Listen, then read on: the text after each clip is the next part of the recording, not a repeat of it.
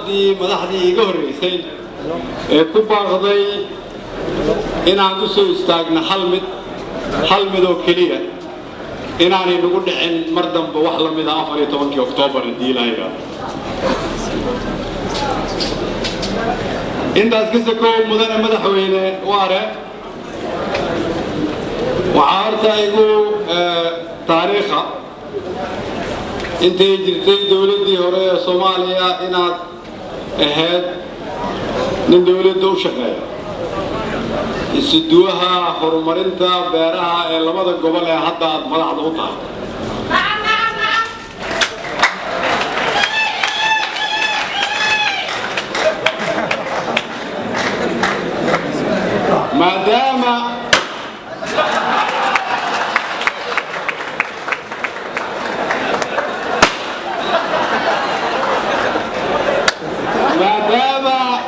maadaama mudane madaxweyne magaalo madaxda Hirshabeelle ay tahay Jowhar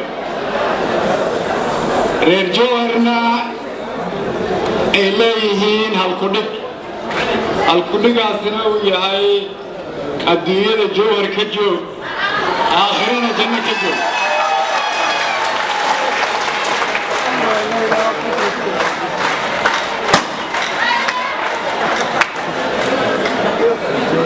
adduunyada Jowhar ka joog aakhirana janno ka joog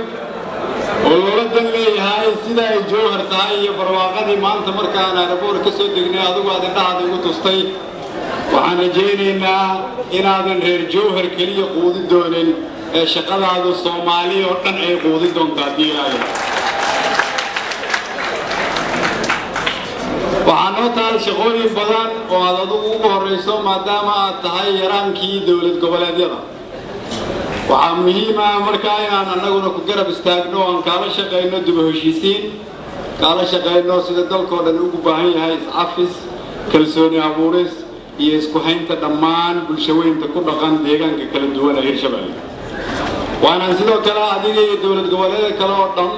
idinkala shaqeynaa soo dhisidda hay'adaha dawlad goboleedyada si